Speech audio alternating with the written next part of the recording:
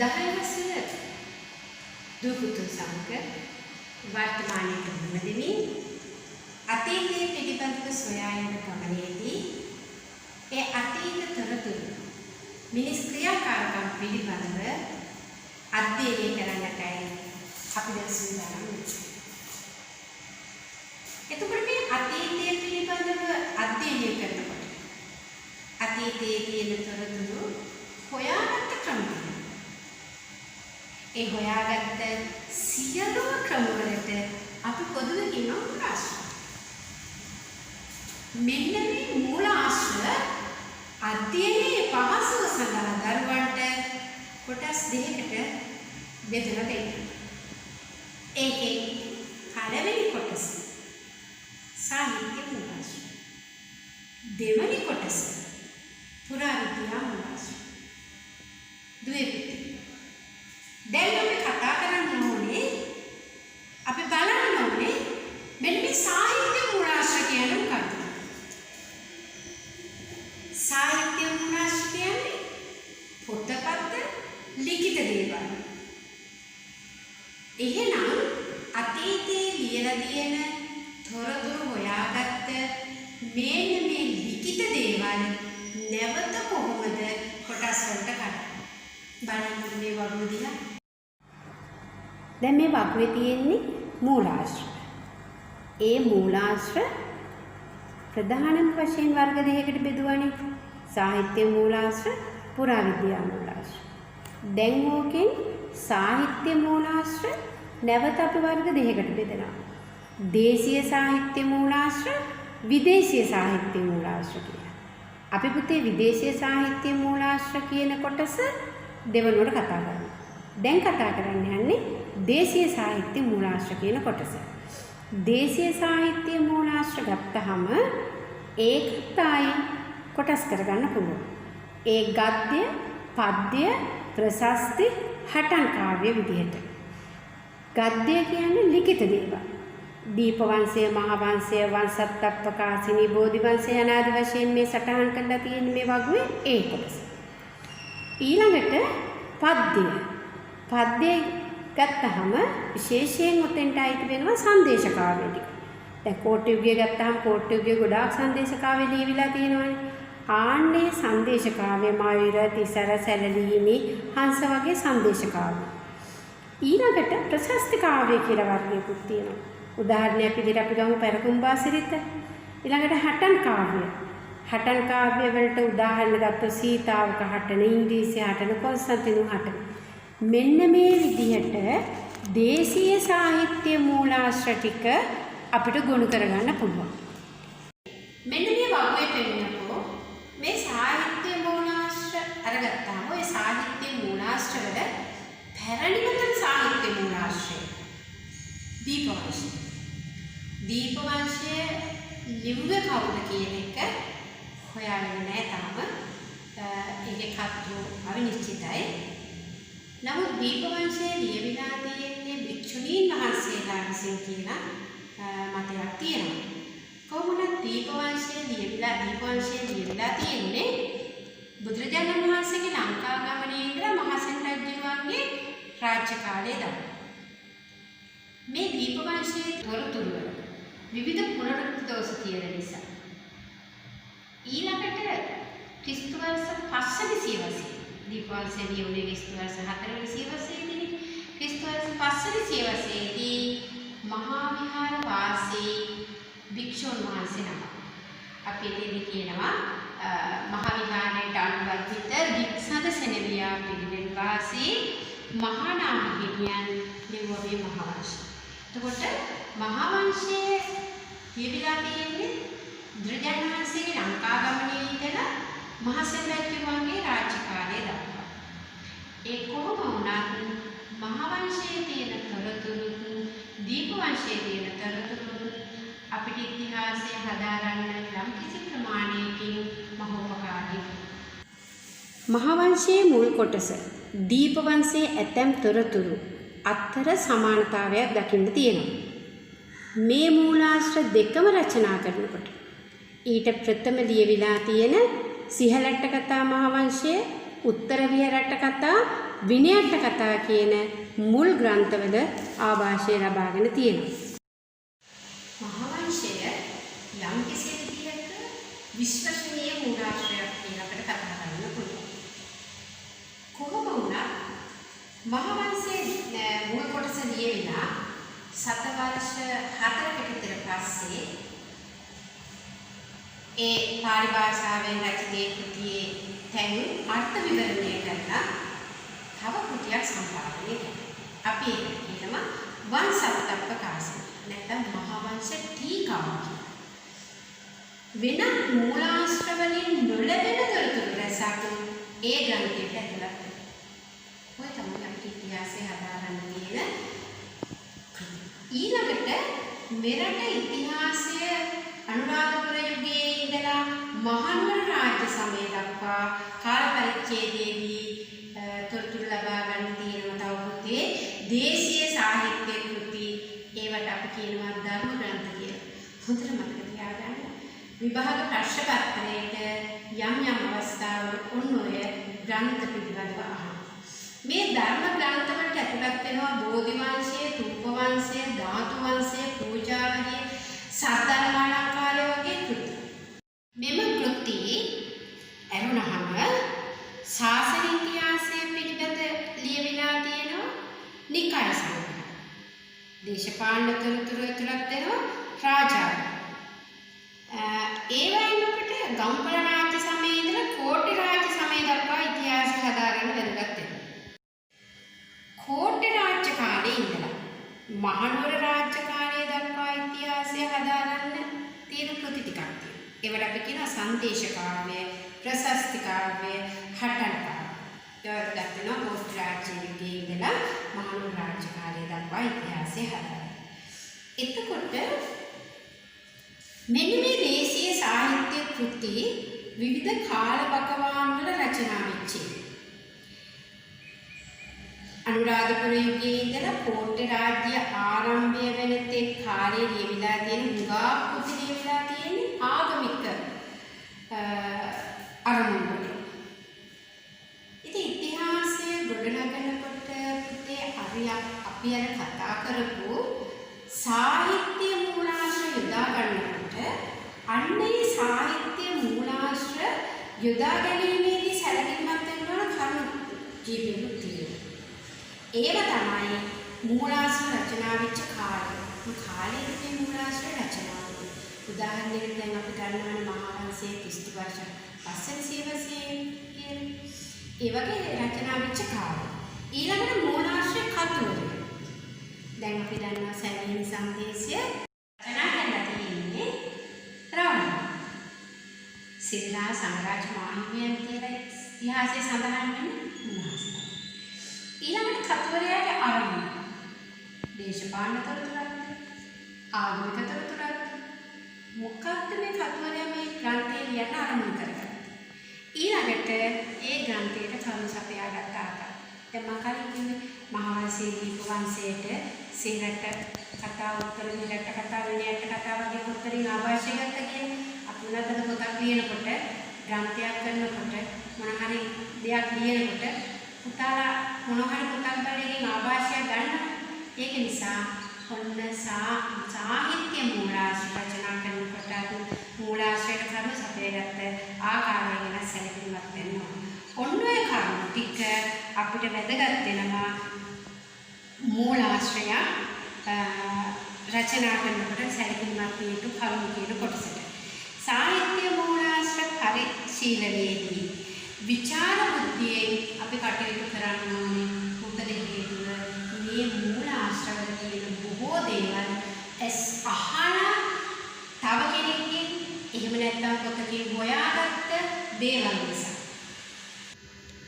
ඔව් දැන් අපි මෙච්චරලා කතා කරේ දේශීය සාහිත්‍ය මූලාශ්‍ර. දැන් මේ දේශීය සාහිත්‍ය මූලාශ්‍ර වගේම අපේ ඉතිහාස තොරතුරු ඉගෙන ගන්න තියෙන තවත් මූලාශ්‍ර වර්ගයක් තියෙනවා. ඒවට අපි කියනවා විදේශීය සාහිත්‍ය මූලාශ්‍ර.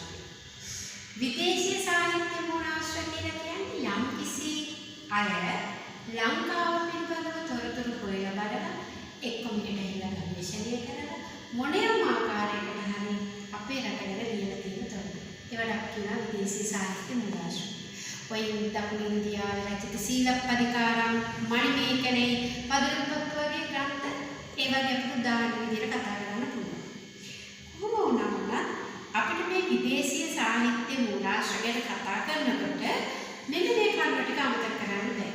මොකද විදේශීය සාහිත්‍ය මූලාශ්‍ර තියෙනවා යම් ලේඛකයෝ අපේ රටට ඇවිල්ලා තොරතුරු හොයලා බලලා ගවේෂණය කරන ලියුම ගන්න කියලා. අන්න ඒක කොටස.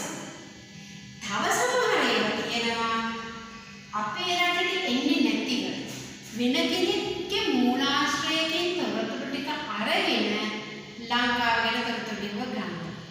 ඒවා දැකලා බලලා ඇවිල්ලා ගවේෂණය කරන ලියුම නෙවෙයි. මෙන්න මේ කණ්ඩායම් දෙක අපිට මම මේ වගුවලට දාලා පුතාලට පෙන්නනවා වෙනම අධ්‍යයනය කරන්නට ඕන. බලන්නකො පුතාලා මේ පළවෙනි වගුව දිහා. මේ වගුවේ සඳහන් වෙන්නේ ලංකාවට ඇවිත් තොරතුරු දැක බලාගෙන ඒ පිළිබඳ වාර්තා තිබූ අය. චීන මූලාශ්‍ර පායන් හාමුදුරුවන්ගේ දේශාටන වාර්තාව. උන්වහන්සේ තමයි බෞද්ධ රාජධානි පිළිබඳ විස්තර ලියලා තියෙන්නේ. අරාබි මූලාශ්‍රය ඉබන් බතුතාගේ දේශාටන වාර්තාව. පෘතුගීසි මූලාශ්‍රය රිබයිරෝගේ ලංකාව පිළිබඳව ග්‍රන්ථය. ඕලන්ද මූලාශ්‍රය බෙල්ඩියස්ගේ ලංකා පුරාවෘත්තය. ඉංග්‍රීසි මූලාශ්‍රය රොබර්ට් නොක්ස්ගේ එදා හෙළදිව. දැන් ඔයාලට මේ වගුව පේනවනේ. මේ වගුවේ තියෙන්නේ ඔන්න ඔය විදිහට ලංකාවට ඇවිල්ලා තොරතුරු දැක බලාගෙන ඒ පිළිබඳව ලිව්වා. ඊළඟට මේ අනිත් වගුව දිහා බලන්නකො පුතේ. අනිත් වගුවේ තියෙන්නේ ලංකාවට ඇවිත් නැහැ. නමුත් ලංකාව පිළිබඳව වාර්තා ලියලා තියෙනවා වෙනත් කාගේ හරි කෘති උපයෝගී කරගෙන. ඒ තමයි ග්‍රීක මූලාශ්‍ර. ඇරිස්ටෝටල්ගේ ඩිමුන්ඩෝ කෘතිය, මෙගස්තීනිස්ගේ ඉන්ඩිකා කෘතිය, ඔනෙසික්‍රීටස්ගේ වාර්තා, රෝම මූලාශ්‍ර තියෙනවා නැචුරාලිස් හිස්ටෝරියා, භූගෝල ශාස්ත්‍ර ප්‍රවේශය, චීන මූලාශ්‍ර හියුන්සියන් භික්ෂුවගේ දේශාටන වාර්තා, පෘතුගීසි මූලාශ්‍ර තියෙනවා කවරස් පියතුමාගේ ලංකාව පිළිබඳ ග්‍රන්ථ යන ආදි වශයෙන්. අපි මෙතෙක් විනා කතා කළේ සාහිත්‍ය මූලාශ්‍ර ගැන. මේ දැන් කොටසක් ඉගෙන ගන්න තියෙනවා පුරාවිද්‍යා මූලාශ්‍ර. ඊට ඉස්සර වෙලා නම් මේ සාහිත්‍ය මූලාශ්‍ර ප්‍රයෝජන දැනගන්න ඕනේ. යමක් ඉගෙන ගත්තා නම් ඒක ප්‍රයෝජන දැනගන්න ඕනේ පුතා. නේද? එහෙනම් දැන් සාහිත්‍ය මූලාශ්‍ර ප්‍රයෝජන තමයි සාහිත්‍ය මූලාශ්‍ර ගණනාවක් තියෙනවා. මේ හැම එකක්ම අධ්‍යයනය කරනකොට ඓතිහාසික කාල අනුපිළිවෙලට සකස් කරගන්න පුළුවන්. එක මූලාශ්‍රයක තියෙන කාලය, තව මූලාශ්‍රයක තියෙන කාලය, ඒ සිද්ධි සම්බන්ධයෙන්ම තව මූලාශ්‍රයක තියෙන කාලය ඔක්කොම එක හා සමාන නම් අපිට ඒ කාලවකවානු ටික ඒ සිද්ධිය සිදුුනේ මෙන්න මේ කාලය කියලා අදහස් කරගන්න පුළුවන්. එතකොට යම්කිසි සිද්ධියක ඓතිහාසික කාලවකවානු කලපගන්න ඉතිහාස සාහිත්‍ය මූලාශ්‍ර හැදීමෙන් වැදගත් වෙනවා. එක් අවධවල දේශපාලන ආර්ථික සමාජ සංස්කෘතික කටයුතු පිළිබඳ තොරතුරු ලබා ගන්නත් මේ සාහිත්‍ය මූලාශ්‍ර වැදගත් වෙනවා. ඒ වගේම එක මූලාශ්‍රයකින් ලැබෙන තොරතුරු තව මූලාශ්‍රයකින් එම තොරතුරුම ලැබෙනවා නම් අන්න අපිට ඒ කරුණු කාරණා සනාථ කරගන්න පුළුවන්. ඒ සිද්ධිය යම්කිසි කාල සීමාවක විය හැකිම නැත්නම් සිදු වෙලා තියෙන දෙයක් විදිහට. ඊළඟට රටක විදේශ සම්බන්ධතා අධ්‍යයනය කරගන්න අපිට විදේශීය සාහිත්‍ය මූලාශ්‍ර වැදගත් වෙනවා. දැන් අපි මීට කලින් කතා කරා වගුවල දැක්ක විදේශීය සාහිත්‍ය මූලාශ්‍ර. ඒවයින් තමයි අපි විදේශ කටයුතු, විදේශ සම්බන්ධතා පිළිබඳව අධ්‍යයනය කරන්නේ. එහෙනම් පුතේ අදට මම ඔයාලට කතා කරා මේ සාහිත්‍ය මූලාශ්‍ර සහ ඒවායේ ප්‍රයෝජන පිළිබඳව.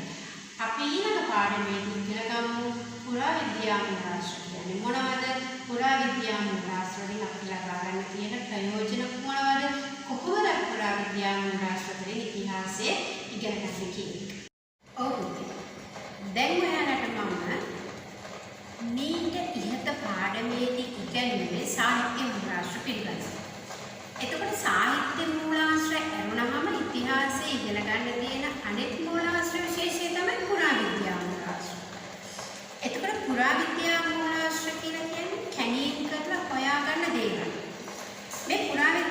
මූලාශ්‍ර අභිලේඛන කාසි නටබුන් ආදි වශයෙන් ඒ කැලීම් කරලා හොයාගත්ත තොරතුරු අපිට ගොනු කරගන්න පුළුවන්. එතකොට මෙතෙන්දී අපි බලමු අභිලේඛන කියන්නේ මොනවද? දැන් බලන්නකො පුතේ මේ සටහනේ පුරාවිද්‍යාත්මක මූලාශ්‍ර.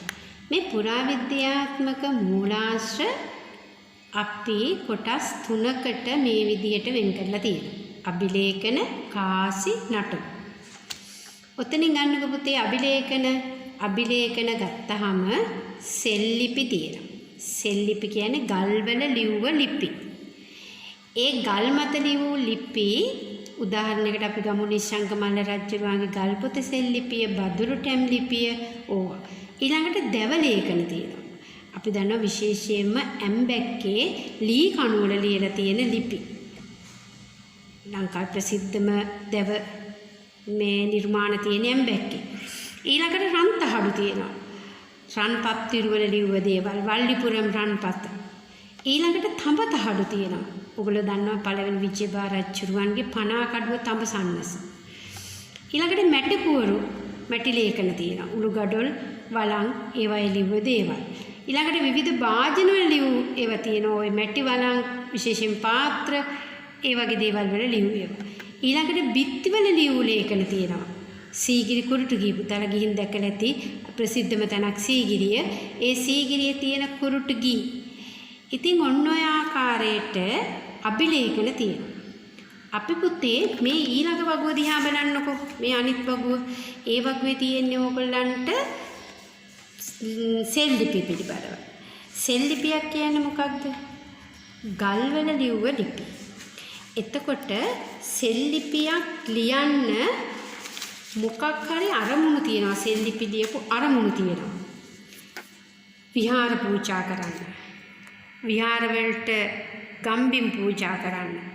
විහාරාරාම පාලනය, බදු අය කිරීම, වෙළඳාම, වැඩිකරුවන්ට සමාව දීම, රජයේ නීති මහජනයාට දැනුම් දීම, පුද්ගලයන්ගේ සේවාය ගෙහිම. ඔන්න ඕවටනේ සෙල්ලිපි ලිව්වේ. එතකොට මේ වගුවේ තියෙන්නේ අන්න ඒ වගේ ලියලා තියෙන සෙල්ලිපි. ඒ සෙල්ලිපි මේ විදිහට වර්ගීකරණය කරලා තියෙන්නේ සෙල්ලිපි ලිව්ව ස්ථාන නැත්තම් සෙල්ලිපි ලිව්ව ආකාරය අනුව. දැන් ඕකේ බලන්න මේ පළවෙනියට තියෙන්නේ මොකක්ද? ලෙන් ලිපියක්. පුතාලා දැකලා තියෙනවද ලෙනක් කියන්නේ ගල් ගුහාවක්. ගල් ගුහාවක කටාරම් තියෙනවා. කටාරම් කොටනවා කියන්නේ ගල් ගුහාව ඇතුළට වතුර යන එක වළක්වන්න ගල දිගටම දැත්තක් වගේ කපලා තියෙනවා. ඉතින් ගල ඇතුළට ගුහාව ඇතුළට වතුර යන්නේ නැහැ. ආන්න ඒ ගල් රෙනේ කටාරම අසල ලිව්ව ලිපි වලට අපි කියනවා ලෙන් ලිපි කියලා. ලෙන් ලිපියකට උදාහරණ තියෙනවා පුතේ දඹුල්ල, සිතුල්පව්ව වගේ ස්ථානවල. ඊළඟට ගිරි ලිපි. ගිරි ලිපි කියන්නේ ගල් තලාවල නැත්තම් ගල් කුළු මත ලිව්ව ලිපි. කඩලාදෙනිය තියෙනවා ඒ වගේ ද්විභාෂා ලිපියක් ගිරි ලිපියක්. ඊළඟට ටැඹ කියලා කියන්නේ ගල් කණුවක්. කෙලින් අතර හිටපු ගල් කණුවක්. සකස් කරගත්ත ගල් කුළුණක්. අන්නේ මත ලිව්ව ලිපි වලට තමයි අපි කියන්නේ ටැම් ලිපි කියලා. මේ වගේ හොඳම ටැම් ලිපියක් තියෙනවා බදුල්ලේ. හෝපිටිගම වෙළඳපළ ආසන්නයේ තියෙන බදුළු ටැම් ලිපිය හතරවෙනි උදේ රජුව විසින් ලියවන ලද. ඊළඟට පෝර ලිපියක් තියෙනවා.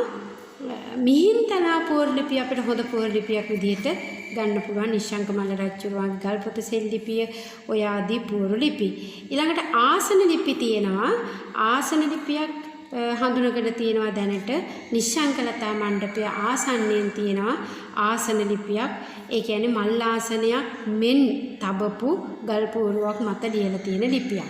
ඔය වග්වේ සඳහන් වෙන මෙන්න මේ ටික අපිට මේ විදිහට සෙල් ලිපි වලට උදාහරණ හැටියට ගන්න පුළුවන්. අපි මෙතෙන්දී ඊළඟට කතා කරනවා පුතේ පුරාවිද්‍යා මූලාශ්‍ර අතර තව වැදගත් වෙන පුරාවිද්‍යා මූලාශ්‍රය කාසි. බලන්නකො මේ පින්තූර රාමු දිහා. මේ තියෙන පින්තූර රාමු වල ඔයගලන්ට පේන්නේ ඒ පැරණි කාසි. පැරණිම කාසිය ලංකාවේ හම්බෙලා තියෙන දැනට හම්බෙලා තියෙන පැරණිම කාසිය කහාපල. ඒක පුරාණ දරණ කියන නම් වලුත් හඳුන්වනවා. ඊළඟට ඔය ඇත්තා ස්වස්තික කාසී, ලක්ෂ්මී කාසී, අක්ක කියන රන් කාසි වර්ගත් හම්බ වෙලා තියෙනවා. පොළොන්නරු රාජ්‍ය සමය වෙනකොට තඹමස්ස කියන කාසිය භාවිතා වුණා. ඒ විතරක් නෙමෙයි කාසි අච්චු ගහන්න සකස් කරපු ස්ථාන, කාසි අච්චු ගසපු ස්ථාන පවා ඔය අබේගිරි වගේ ස්ථානවල කැණීම් කරනකොට හම්බ වෙලා තියෙනවා. නම් උප් වෙලා තියෙනවා ලංකාවේ පැරණිම කාලේ මේ කාසි නිර්මාණය කරලා තියෙනවා, කාසි භාවිතා කරලා තියෙනවා. වෙළඳාම දේශීය විදේශීය වෙළඳාම සඳහා කාසි භාවිතා වෙලා තියෙනවා කියන එක. එතකොට මේ පින්තූරේ ඔයගලන්ට පේනවා පුතේ ශ්‍රී ලංකාවේ භාවිතා වෙච්ච මේ කාසිය රත්තරන් වලින් හදපු රණින් නිම කරපු මධ්‍යකාලීන රන් කහවණුව. මේ පෙන්නන්නේ මේ පින්තූරේ. එතකොට මේවෙන් පේනවා අපිට ලොකු ඉතිහාසයක්. බලමු අපේ ඉතිහාසය දැන් කොහොමද කියලා පොඩ්ඩක් කතා කරලා. කාසි ගැන කතා කරනකොට අපිට මේ කාසි වල කොහොමද ඉතිහාසය ඉගෙන ගන්න පුළුවන්? කාසි වලින් ඉතිහාසය ඉගෙන ගැනීමේ තියෙන වැදගත්කම. ඔයාලට ප්‍රශ්නයක් අහන්න පුළුවන්. කාසි වලින් ඉතිහාසය ඉගෙන ගන්න පුළුවන් කොහොමද? ඒකේ තියෙන වැදගත්කම මොකක්ද? කාසි වලට අපි කියන්නේ නානක මූලාශ්‍ර කියලා. නානක විද්‍යාව කියලා කියනවා කාසි පිළිබඳ හදාරන විද්‍යාවට. එතකොට මේ කාසියකින් අපි මොනවද ඉතිහාසය ඉගෙන ගන්න පුළුවන්? මොකද ප්‍රශ්නපත්‍රයේ නිතරම අහන්නේ ඕක. ඉතින් අපි බලමු කාසියකින් කොහොමද අපිට ඉතිහාසය ඉගෙන ගන්න පුළුවන් වෙන්නේ කියලා. දැන් මේ කාසිය ඉතිහාසය දැක්කහම ඔයගලට පේනවා මේ කාසි විවිධ දේවල් වලින් නිර්මාණය කරලා තියෙනවා. එතකොට තාක්ෂණයේ නොදියුණු කාලවලදී නිර්මාණය කරපු කාසිවල නිර්මාණාත්මක බවක් නැහැ. ඊළඟට දියුණු තාක්ෂණයේ දියුණු යුගවල නිර්මාණය කරපු කාසිවල නිර්මාණාත්මක බවක් තියෙනවා. ඊළඟට මේ අමුද්‍රව්‍ය මොනවද මේ කාසිය නිෂ්පාදනය කරන්න ගත්ත. එහෙනම් ඒ යුගයේ භාවිතා වෙච්ච අමුද්‍රව්‍ය මොනවද? කාසි භාවිතා කරලා තියෙන රත්තරන් වලින්ද, රිදී වලින්ද, නැත්නම් යකඩද මොනවද මේ නිර්මාණය කරගන්න ගත්ත ද්‍රව්‍ය? ඒකෙන් පේනවා ඒ කාලේ භාවිතා කරපු අමුද්‍රව්‍ය වර්ග එහෙම නැත්නම් ඒ කාසිය භාවිතා කරන්න යොදාගත්ත තාක්ෂණය පිළිබඳව. එහෙනම් අර කාසි පිළිබඳ අධ්‍යයනය කරනකොට ඒ යුගවල තිබිච්ච තාක්ෂණික දියුණුව පිළිබඳව ඒ යුගවල භාවිතා කරපු මේ කාසි නිර්මාණය කරන්න භාවිතා කරපු අමුද්‍රව්‍ය පිළිබඳව ඔන්න අපිට හොඳ ඉඟියක් එනවා. ඊළඟට මේ කාසිවල රජවරු පිළිබඳව, කාලවකවානු පිළිබඳව තොරතුරු හම්බ වෙනවා. එහෙනම් ඔන්න ඒ කාලේ රජවරු කවුද? කොයි කාලවකවානුවේද මේ රජවරු හිටියේ? ඊළඟට ඒ කාසිවල නිර්මාණය කරපු ලාංඡන මොනවද? මේ පිළිබඳව අපිට තොරතුරු අධ්‍යයනය කරගන්න පුළුවන්. ඊළඟට මේ කාසි හම්බ වෙලා තියෙනවා ලංකාවේ විවිධ ස්ථානවලින්. අපි උදාහරණයකට ගමුකෝ කවුරු හරි රජ කෙනෙක් අනුරාධපුරේ හිටියා. ඒ රජුම අර විශේෂයෙන් අපි අශෝක රජුම ගමු. ඒ රජුගේ කාලේ භාවිතා වෙච්ච කාසි යාපන ප්‍රදේශයෙන් එහෙම නැත්නම් රුහුණු දකුණු ප්‍රදේශ වලින් හම්බ වෙලා තියෙනවා. රාජ්‍ය පාලනයේ මුළු ප්‍රදේශවල ව්‍යාප්ත වුණා කියන සාධකයක් අපිට නිර්මාණය කරගන්න පුළුවන්. ඉතින් මෙන්න මේ විදිහට මේ කාසියක් තුළින් ගොඩක් ආර්ථික තොරතුරු, දේශපාලන තොරතුරු වගේ ඉතිහාස තොරතුරු නිරූපණය කරගන්න පුළුවන්. තාක්ෂණය පිළිබඳ ඒ යුගයේ තිබිච්ච තාක්ෂණය පිළිබඳ තොරතුරු කාසියක් තුළින් මතු කරගන්න පුළුවන්. අපි ගත්ත පුංචි කාසියක්. ඒ කාසිය තුළින් අපි හොයාගත්ත ඉතිහාසගත විශාල තොරතුරු සමුදායක්. එන ඉතිහාසය ඉගෙන ගන්න මේ නානක මූලාශ්‍ර ඉතාම වැදගත් වෙනවා. ඔය විදිහේ කරුණු කාරණා රාශියක් අපිට මේකෙන් අධ්‍යයනය කරගන්න පුළුවන් වෙන නිසා. ඊළඟට අපි කතා කරමු පුතේ පුරාණ නටබුන් ගැන. ලංකාවේ හුඟක් ප්‍රදේශවල පැරණි ගොඩනැගිලි, දාගැබ්, ගල් කණු, වැව්, පොකුණු ඔන්න ඔය විදිහේ පුරාණ නටබුන් හම්බ වෙනවා. ඉතින් මේ පුරාණ නටබුන් අතීතයේ ජීවත් වෙච්ච ස්ථාන ආශ්‍රිතව අද හුඟක් හම්බ වෙන්නේ එක්කෝ වනගත වෙලා, වල් බිහි වෙලා නැත්තම් ඔය මඩ කඩිතේ වගේ දේවල් වලින් යට වෙලා තියෙනවා. ඉතින් මේ පුරාවිද්‍යාත්මක නටබුන් අද හොයාගෙන ඒවා ආරක්ෂා කරන්න පුරාවිද්‍යා දෙපාර්තමේන්තුව කටයුතු කරනවා. නමුත් අවාසනාවකට මේ හුඟා පුරා නටබුන් අද විනාශ වෙමින් පවතිනවා මිනිස්සුන්ගේ තියෙන නිසලකිල්ල සහ අපරීක්ෂාකාරී බව නිසා. නමුත් පුතේ මේ තමයි අපේ ඉතිහාසය. මේ තමයි අපේ කම. මෙතන තමයි අපේ අතීතයේ රැඳිලා තියෙන්නේ.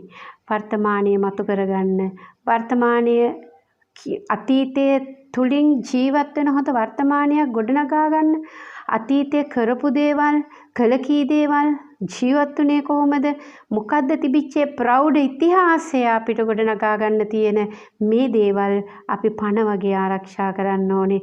එහෙම ආරක්ෂා කළා අපේ අනාගත ජනතාවට ඕගොල්ලන්ගෙන් පස්සේ බිහි වෙන පුංචි නංගිලා මල්ලිලට අතීතයක් කියලා එකක් ඉතිරි කරලා දුන්නොත් තමයි එයාලට මේ මහ පොළවේ දෙපයින් නැගී හිටින්න පුළුවන් ශක්තිය ධෛර්යය ලැබෙන්නේ. අභිමානයකින් ඒ අතීතය කතා කරන්න පුළුවන් වෙන්නේ. අභිමානයකින් මේ රටේ ජීවත් වෙන්න පුළුවන් වෙන්නේ.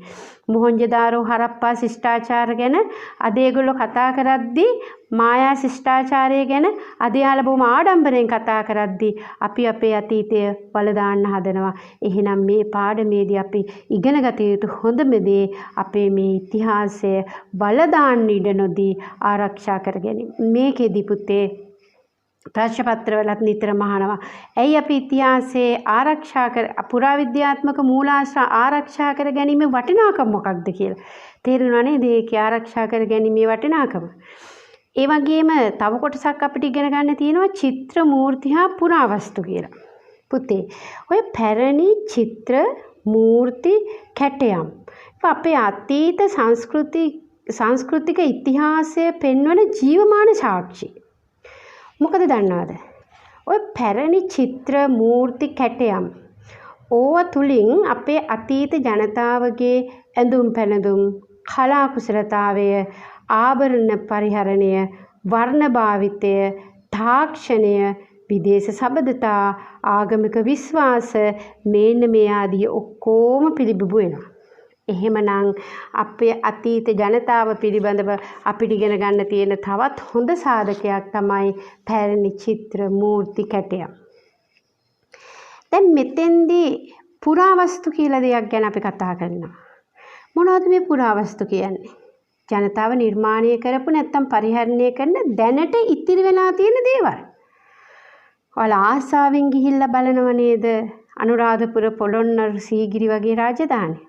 ඒවැ තියෙන මේ පුරාවස්තු. මේ පුරාවස්තු වලින් අපට අතීත තොරතුරු ගාක් අධ්‍යයනය කරගන්න පුළුවන්. හැබැයි සාහිත්‍ය මූලාශ්‍ර ගත්තොත් ඒ සාහිත්‍ය මූලාශ්‍ර නිර්මාණය කරලා තියෙන්නේ ලියලා තියෙන්නේ ඒ දේ යම් කිසි සිද්ධියක් සිදු වෙලා සමහර විට 7 වර්ෂ ගාණක් ගියාට පස්සේ වෙන්න පුළුවන්. අහපු දැකපු දේවල් අනුසාරයෙන් වෙන්න පුළුවන්. ඒක නිසා බොහෝ දුරට සාහිත්‍ය මූලාශ්‍ර විශ්වසනීයත්වයෙන් ඈත් වෙන අවස්ථා තියෙනවා. එහෙම වුණාට පුතේ පුරාවිද්‍යා මූලාශ්‍ර එහෙම නැත්නම් මේ කතා කරපු පුරාවස්තු පැරණි චිත්‍ර මූර්ති කැටයම් මෙන්න මේවායින් ඉතිහාසය හදාරනකොට ඒ දේ සිද්ධියට සමකාලීනයි. ඒ නිසා ඒ මූලාශ්‍ර සාහිත්‍ය මූලාශ්‍ර වලට වඩා විශ්වාසදායකයි. ඔව් පුතේ. පුරාවිද්‍යා මූලාශ්‍ර ආරක්ෂා කර ගැනීමේදී අපි විනාශ වෙන ආකාරය ගැන කතා කරමු වචනය දෙකක්. ශීඝ්‍ර නාගරිකරණය, ජනාවාස ව්‍යාප්තිය, මම්මාවත් තැනීම, ගොඩනැගිලි ඉදිකිරීම, කෘෂිකර්මාන්තය වගේ දේවල් නිසා අපේ පුරාවිද්‍යා මූලාශ්‍ර විනාශ වෙලා යනවා. අනාගත මුතුන් මිත්තු කරපු දේවල් හුඟයි. අද අපිට ඉතිරි වෙලා තියෙන දේ ඉතාම සුළු ප්‍රමාණයක්. ඒ ප්‍රමාණයත් ඉතිරි වෙලා තියෙන්නේ ඒගොල්ලෝ දිවි හිමියෙන් ඒවා ආරක්ෂා කරගත්ත හින්දා. එහෙනම් මේව රැක ගැනීම අපේ වගකීමක්. ඔය අතීත sannivedana ක්‍රමයක් තිබුණා. නොයෙකුත් දේවල් දුන්නා. ඉර හඳ වටාපත දුන්න ඊතලය හග්ගෙඩිය ගොංකුරේ විවිධ සත්ත්ව රූප වගේ සංකේත හරහා. අද අපේ අය හිතනවා මේවා දැක්කම මේවා තියෙනවා නිදහං. මේ නිදහං පෙන්නන තැන් සංකේත කියලා. ඔය හාරනවා. විනාශ වෙලා යනවා. ඒ වගේම ඒ පුරාවිද්‍යාත්මක තැන් වලට ගිහින් කුරුටු ගන්නවා. විනාශ වෙලා යනවා. ඉතින් ඒ හින්දා පුරාවිද්‍යාත්මක මූලාශ්‍ර අපේ පණ වගේ ආරක්ෂා කරන්න ඕනේ. ඒක තමයි අපේ අනාගතයට ඕගොල්ලන්ට ඉතුරු කරන්න පුළුවන් හොඳම දේ. මේක ප්‍රශ්න පත්‍රයේ විතරම අහනවා පුරාවිද්‍යා මූලාශ්‍ර ආරක්ෂා කර ගැනීමේ වැදගත්කම කියලා. ඉතින් දුවේ පුතේ අද අපි විෂය දැනුමට විභාගයට උත්තර ලියන්නට වඩා යමක් ඉගෙන ගත්තා මේ ඉතිහාසගත තොරතුරු පිළිබඳව. එහෙනම් අදට මම මෙතනින් පාඩම නතර කරනවා. ඔයාලා හැමෝටම ආයුබෝවන්. නැගිටින්න, අත්තල් බැඳ ගන්න, රැක ගන්න අපේ ප්‍රෞಢ අතීතයේ. එයයි මගේ ආරාධනය, එයයි මගේ පැතුම. ස්තුතියි.